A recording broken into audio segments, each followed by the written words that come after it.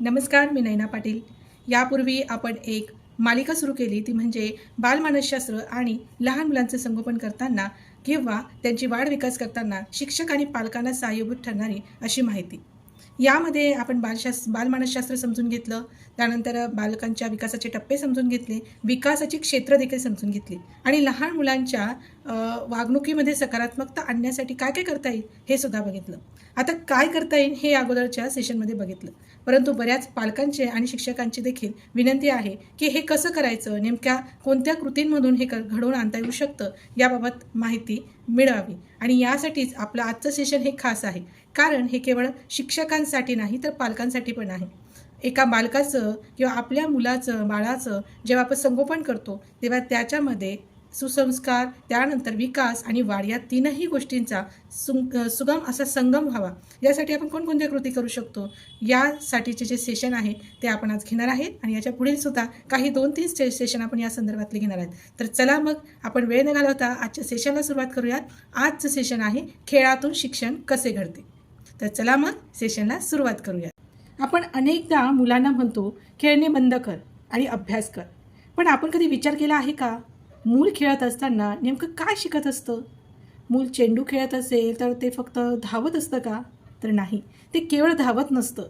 मूल ब्लॉक्स रचत असेल तर फक्त खेळत असतं का? तर नाही, ते केवळ खेळत नसतं. मूल आईबाबांची भूमिका करतं म्हणजे फक्त नाटक करत असतं का? अजिबात नाही, ते केवळ नाटक नसतं.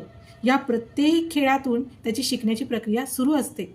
म्हणूनच आजचा हा विषय खूप महत्त्वाचा आहे, कारण शाळेतले शिक्षक आणि घरी पालक हे मुलांना खेळातून कसे शिकवू शकतात याविषयी आपण आज बघणार आहोत.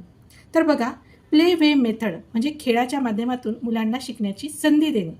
3 ते 6 वर्षाच्या मुलांसाठी खेळामध्ये भाषा, विचार, सामाजिक कौशल्य, हालचाल, कल्पनाशक्ती आणि समस्या सोडवणे या सगळ्या गोष्टींसाठी खेळांच्या माध्यमातून संधी देणं हे शक्य करता येतं.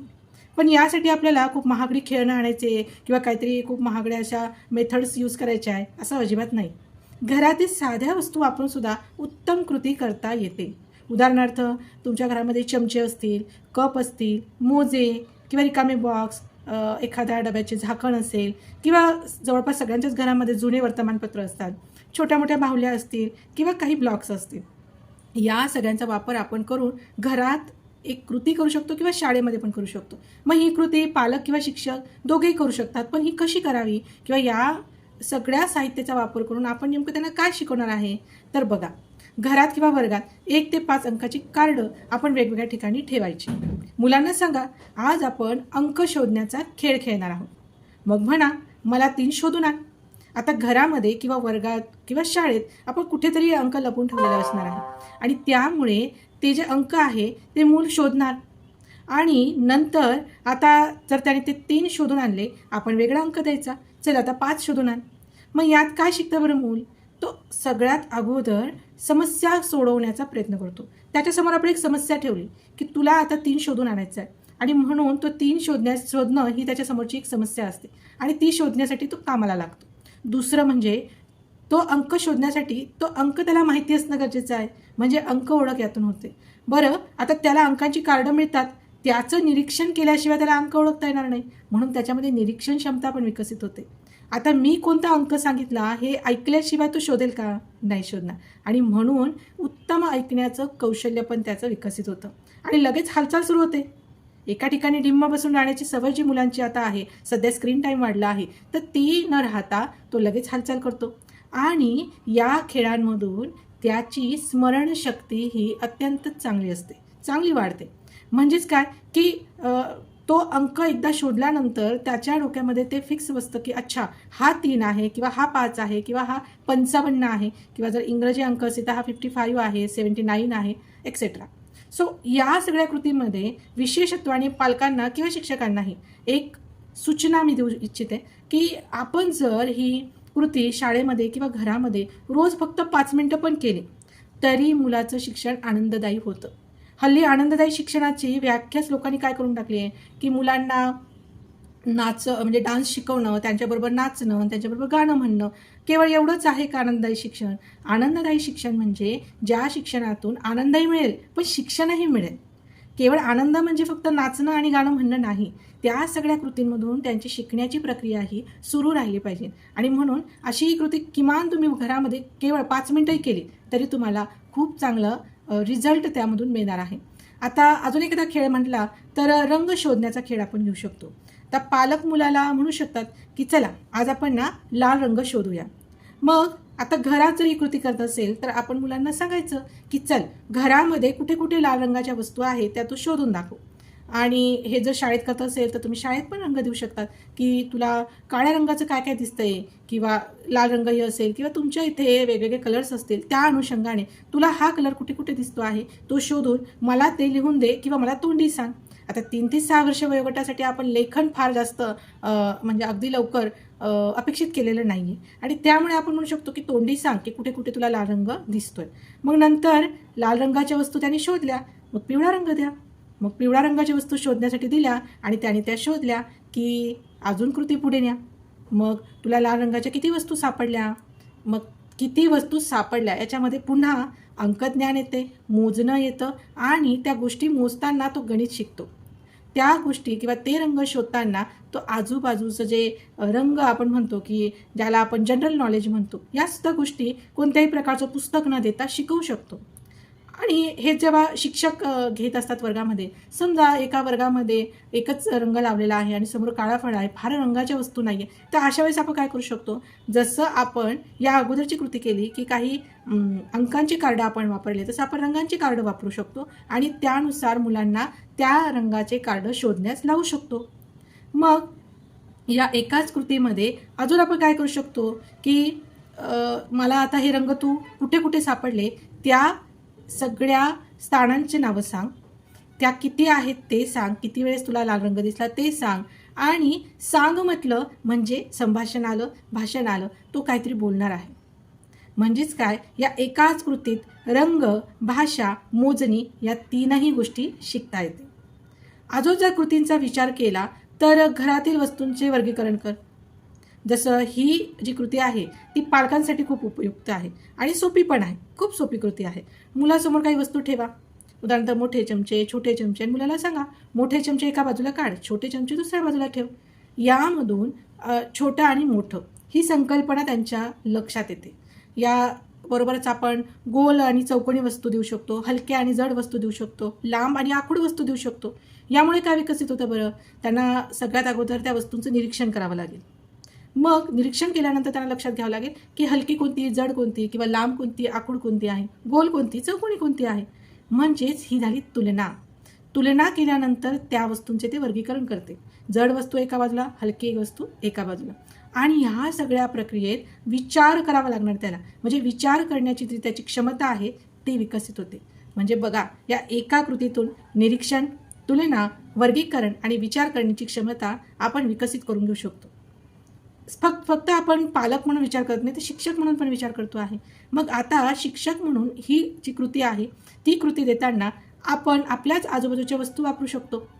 मग यासाठी महागडी खेळणी किंवा माझ्याकडे शैक्षणिक साधन नाही आहे तर मग मी कसं करायचं, ह्या सगळ्या गोष्टी आपण न सांगता आपल्या आजूबाजूला असणारे छोटे खडे, मोठे खडे, त्यानंतर झाडांची छोटी पाने, मोठी पाने, अशा प्रकारच्या वस्तूसुद्धा वापरू शकतो आणि त्यातून मुलांना त्याचे वर्गीकरण करायला देऊ शकतो.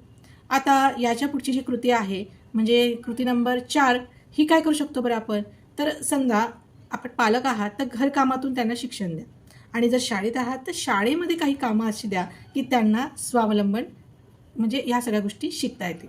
आता ही कृती तर मी म्हणेल विशेषतः पालकांसाठी आहे, कारण मुलाला घरातील वातावरण सुरक्षित तेव्हाच वाटतं जेव्हा तो काहीतरी काम करतो त्याच्या घरात.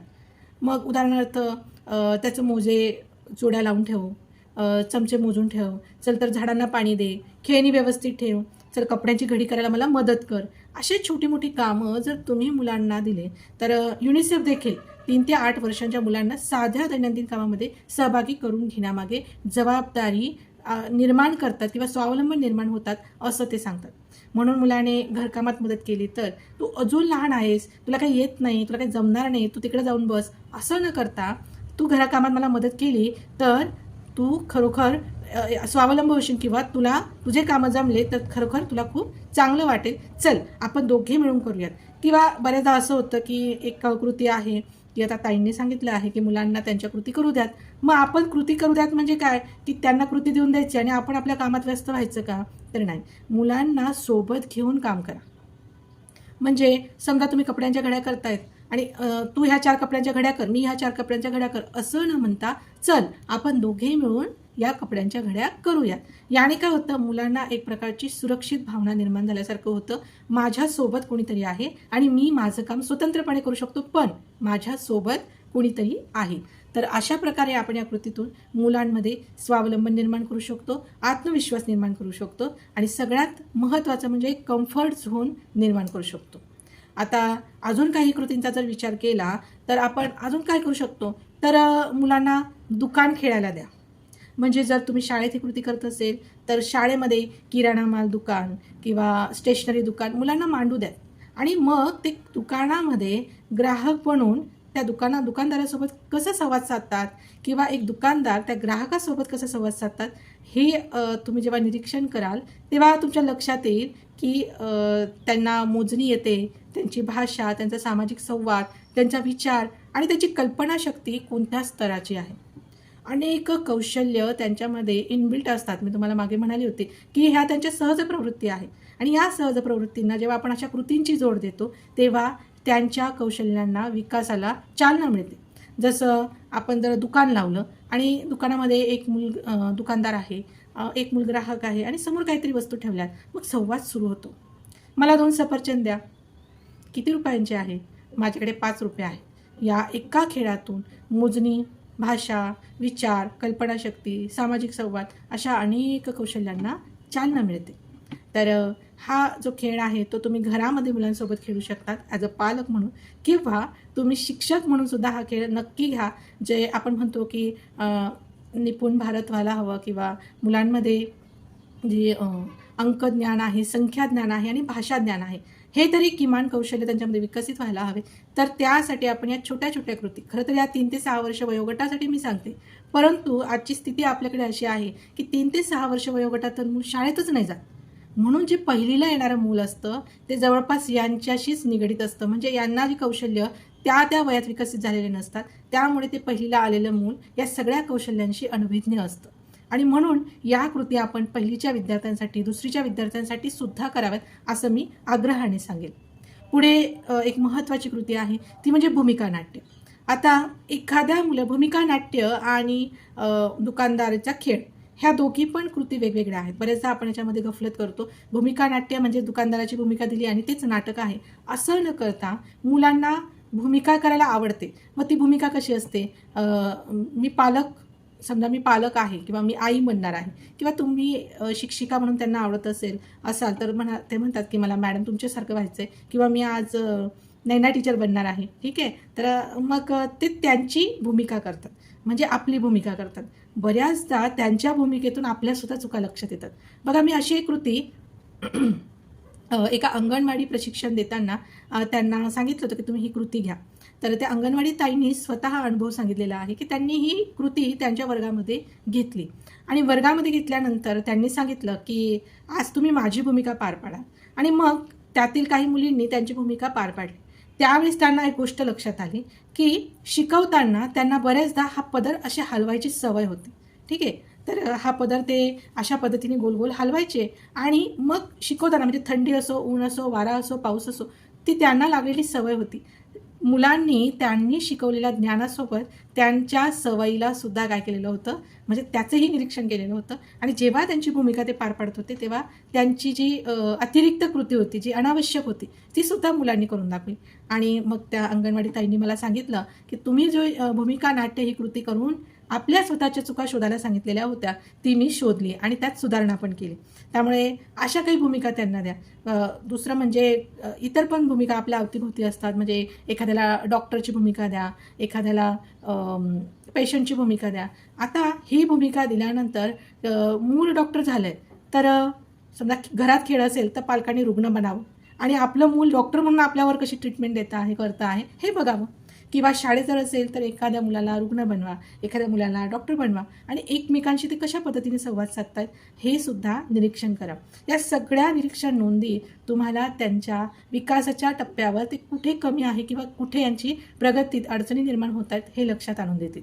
मग हा जो मुलगा आहे, जो डॉक्टर बनला आहे, त्याला काही प्रश्न विचारू द्या. म्हणजे तुला काय झालं आहे, कुठे दुखते आहे, चल मी तपासतो, अरे तुला आता इंजेक्शनची गरज आहे किंवा तुला सलाईनची गरज आहे. म्हणजे त्यांना तुम्ही बोलण्याची संधी द्या. बऱ्याचदा काय होतं की आपण मुलांना कृती करायला देतो पण स्वतःच सगळं सांगतो.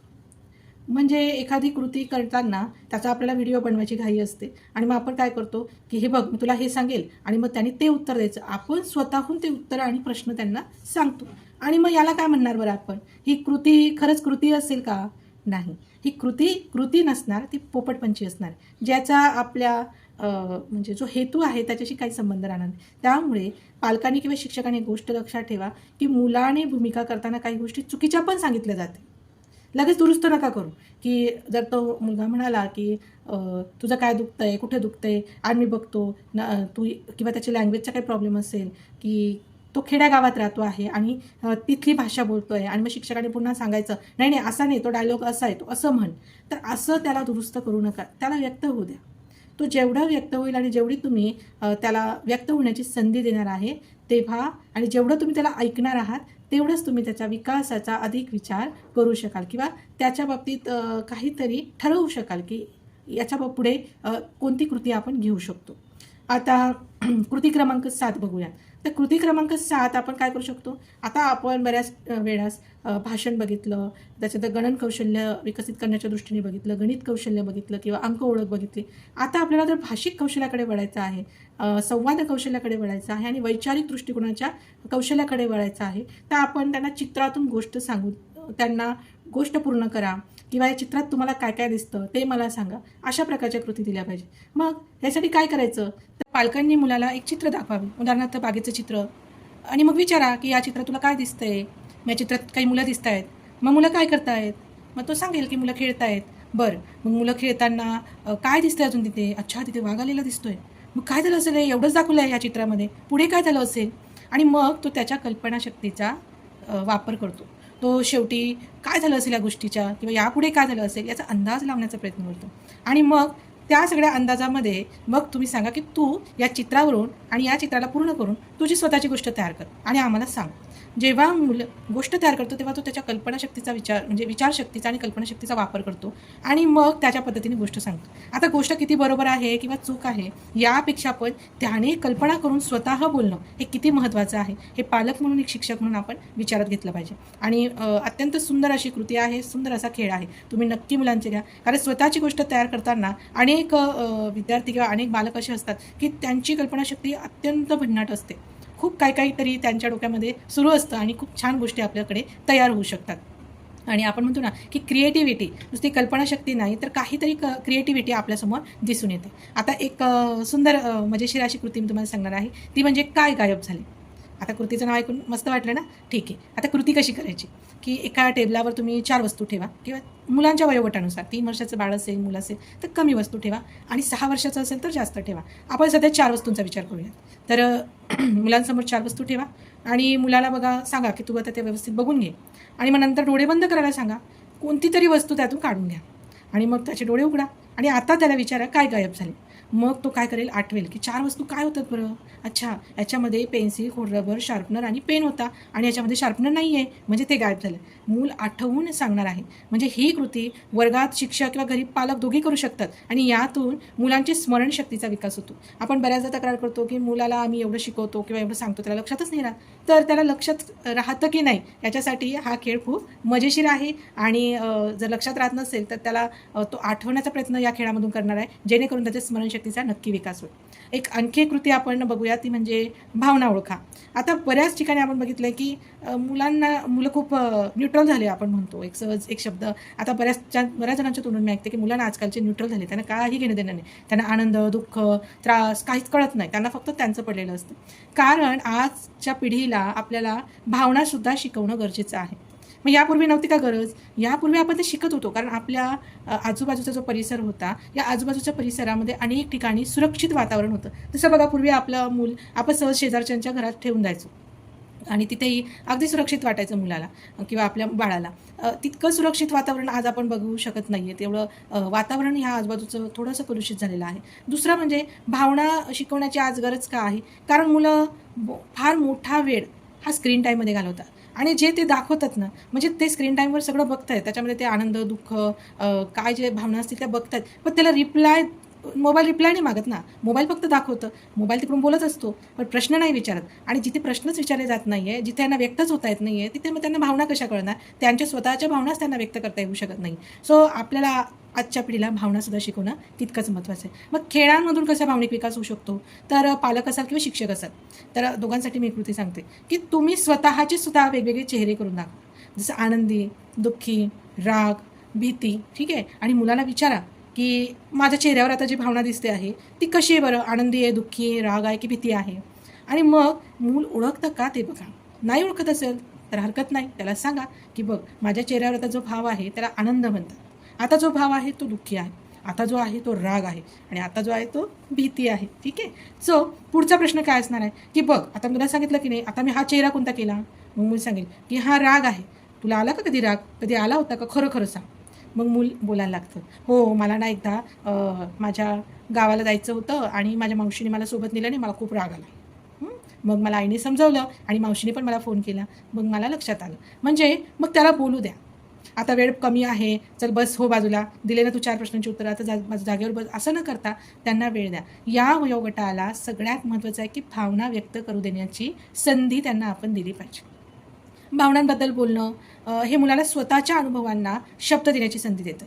मग काय होतं बघा, आपण यापूर्वीच्या सेशनमध्ये बघितलं होतं की बऱ्याच वेळेस मुलाला खूप राग येतो आणि त्या बालकाला राग येतो तेव्हा तो आपलं डोकं आपटतो, काही मुलं जमिनीवर लोळतात, काहीतरी दरवाजावर हात आपटतात, स्वतःला इजा करून घेतात. कारण भावना कळाली त्याला की मला राग आला आहे. पण भावना किंवा त्याचा जो रागाचा अनुभव आहे त्या अनुभवांना शब्द कसे देऊ किंवा त्याचं आपण म्हणतो ना की हे मी कसं व्यक्त होऊ, हे व्यक्त होऊ न देण्यामुळे त्यांना ते कळत नाही की आपण व्यक्त कसं व्हायचं आणि मग ते चुकीच्या मार्गाने व्यक्त होतात. सो आपण त्यांना संधी देणं हे सुद्धा खूप गरजेचं आहे. आता पुढची एक सुंदर कृती आहे की आपण दोघे मिळून करूया किंवा आपण सर्व मिळून करूया. ही कृतीचं नाव मी म्हणते, कारण या कृतीमध्ये बऱ्याचदा आपण म्हणतो बघा, मुलांना आपण 90% म्हणजे 99% खरं तर याचं प्रमाण आहे, पण मी 90% म्हणते. काही पालक असतीलही तितके पॉझिटिव्ह सकारात्मक किंवा शिक्षकही असतील. पण आपण बऱ्याचदा मुलांना फक्त हे सांगतो, त्या दरवाजात उभं राहू नको, बेंचजवळ उभं राहू नको, आरड्या मारू नको किंवा काय करू नको, हे करू नको, ते करू नको, ते करू नको, ते करू नको, जस्ट विसे हे करू नको. पण मग काय करू? हे नको करू तर काय करू? हा प्रश्न मुलांच्या मनात येतो. पण आपण मोठे असतो, ते नाही बोलत. मग आपण त्यांना सुचवलं पाहिजे की तू काय कर, मग तूच नाही आपण दोघे करूया.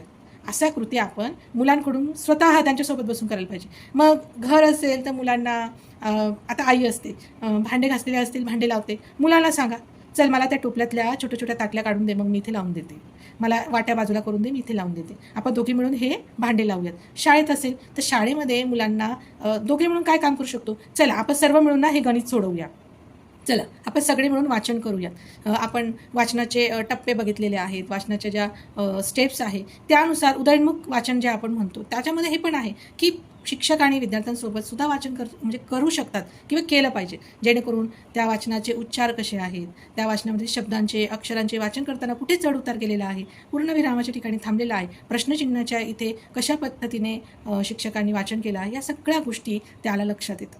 आणि म्हणून आपण मिळून करूयात असं काहीतरी कृती केल्या पाहिजे. आता अगदी 3 वर्षाचं मुलं असेल आणि शिक्षक असतील आपण, तर मग आपण काय सांगू शकतो किंवा पालक असाल तर आपण म्हणू शकतो, चला आपण दोघी मिळून एक घर बनवूया. मग घर बनवूया म्हणजे असं आहे का अपेक्षित की 4 भिंती, 2-4 खिडक्या आणि मग 2 दरवाजे अगदी व्यवस्थित? अजिबात नाही. घर बनवणं म्हणजे त्याने काहीतरी त्याच्या विचाराने, त्याच्या कल्पनाशक्तीने उपलब्ध वस्तूंमध्ये त्याला कसं वाटतं आहे त्या पद्धतीने तयार करणं.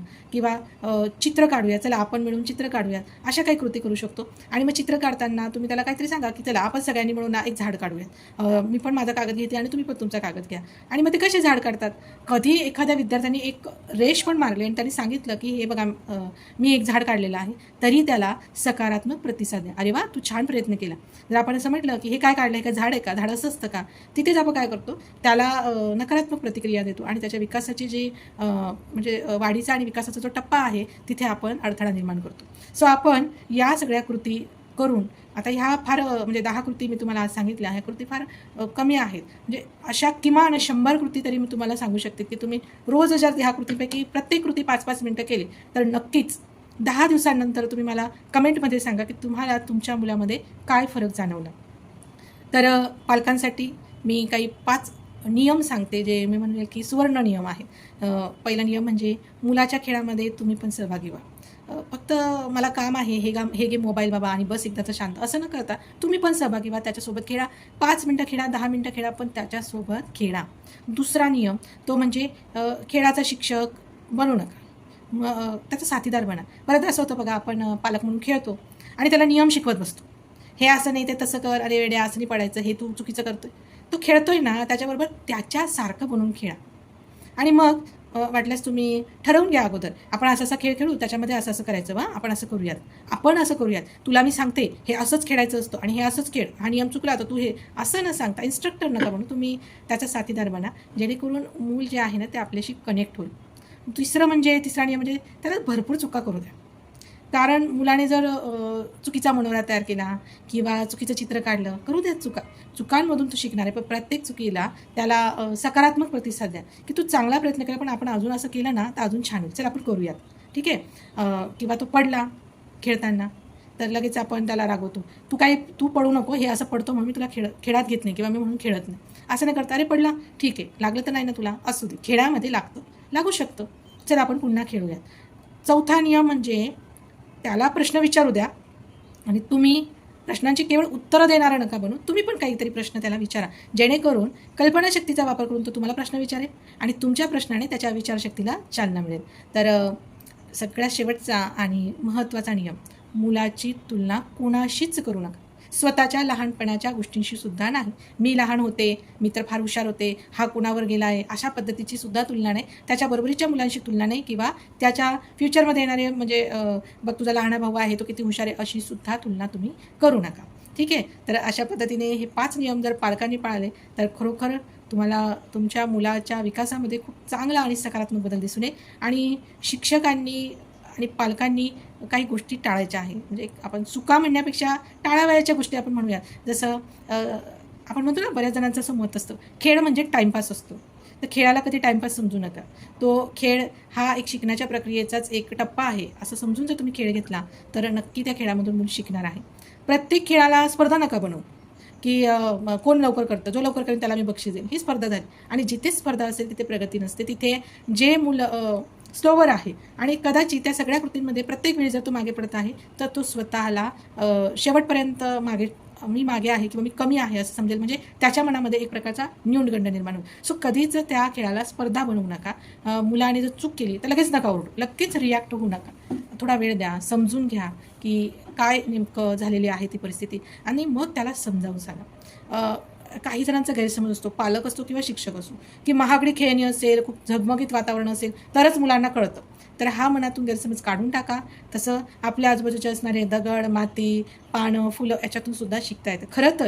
खरं तर आपण जे म्हणतो की अनुताई वाघ असतील किंवा ताराबाई मोडक असतील, गिजूबाई बदेका असतील आणि इवन मॉन्टेसरी असेल किंवा किंडरगार्टन पद्धती जी सुरू केलेली आहे त्यांची खेळातून शिक्षण प्रक्रिया असेल, या सगळ्यांनी एकच गोष्ट म्हटली की निसर्गातून मिळालेल्या वस्तूंचा तुम्ही मुलांना शिकवण्यासाठी उपयोग करा.